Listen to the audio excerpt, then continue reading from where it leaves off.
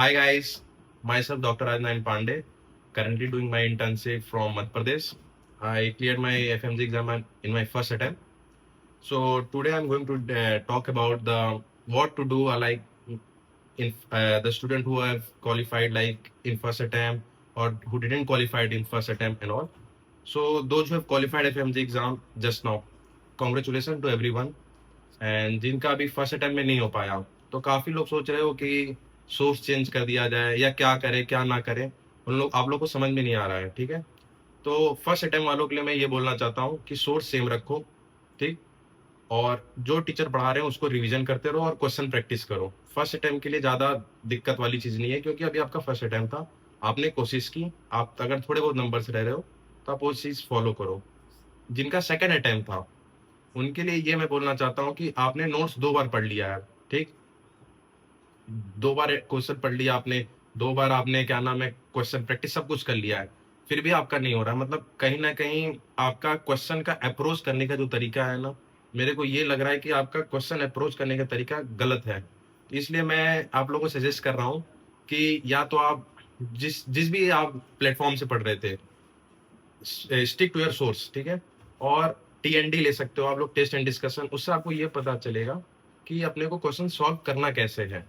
आप लोग ये देखोगे टीचर लोग कैसे इस क्वेश्चन को अप्रोच कर रहे हैं, तब आपको ज्यादा अच्छा लगेगा, मतलब समझ में आएगा और आप थोड़ा बेटर इंप्रूव करोगे। और अपने टीचर से भी आप डिस्कस कर सकते हो। और कुछ बच्चों का ये क्वेश्चन है, जैसे कि मैंने कुछ दोस्त लड़कों से बात किया जो अभी एफएमजी जिनका एग्जाम नहीं हो पाया, उनका कुछ का सवाल है, जैसे कि एक लड़के का है 140 नंबर आए हैं। ठीक है, उसके यार अब सेकंड अटेम्प्ट में 140 आए हैं, अब वो थर्ड अटेम्प्ट में उसके घर वाले बोल रहे हैं घर से दूर चले जाओ, सोर्स चेंज कर दो। तो मैं उनसे ये बोलना चाहता हूँ कि सोर्स अगर चेंज खराब होता तो उसका 140 भी नहीं आता। उस लड़के ने मेहनत की है। 140 और 160 150 में नॉलेज का डिफरेंस नहीं होता है, समटाइम लक्स ऑल्सो मैटर। और कहीं ना कहीं आप टीएनडी लो और सोर्स चेंज मत करो। अगर आपने सोर्स चेंज किया, सोर्स जब ही चेंज करो जब आप, जैसे आप सेलेक्टिव क्वेश्चन कर रहे हो, जैसे फॉर ऑब्स गायनी का क्वेश्चन कर रहे हो और आपको ऑब्स गायनी का क्वेश्चन नहीं हो पा रहा है सॉल्व, तब आप सोर्स चेंज कर सकते हो, लेकिन आप पे सॉल्व हो रहा है। लेकिन फॉर एग्जाम्पल मोलार प्रेगनेंसी होती है, उसका आपको नहीं हो पा रहा है, तो आप एक काम अभी से शुरू कर दो। आप एक छोटी कॉपी लो और उस पर क्वेश्चन मत लिखो कि आपने क्या गलत किया है, बस ये लिख दो कि मोलार प्रेगनेंसी में मुझे दिक्कत है, ताकि आप जब भी रिवीजन करो मोलार प्रेगनेंसी पूरा रिवीजन कर दो, ट्रीटमेंट एंड ऑल सब कुछ।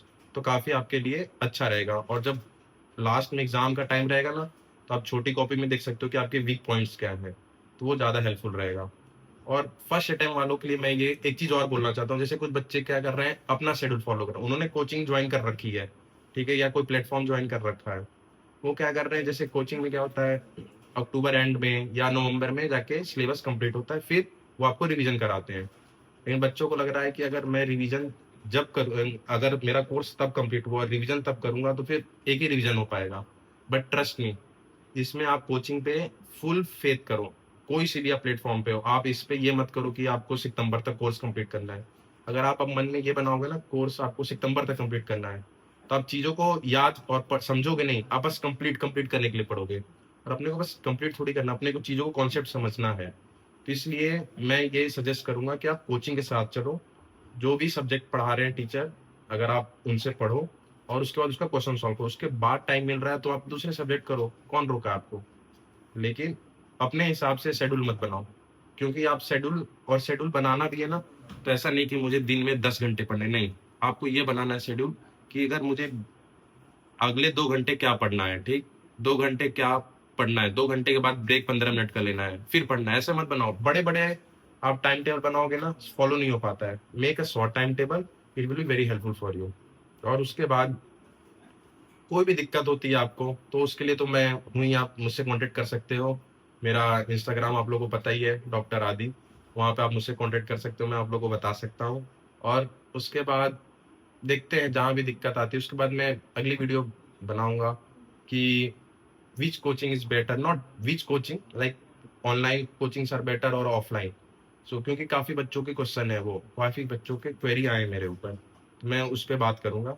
और कुछ after some video I will bring one student जिन्होंने अभी एफएमजी क्वालिफाई किया है, उनका क्या कैसे उन्होंने कैसे पढ़ाई किया, उन्होंने अभी जस्ट एफएमजी क्लियर किया, तो उनके आइडियाज़ और उनके अप्रोच क्या थे वो मैं आपसे शेयर करूँगा।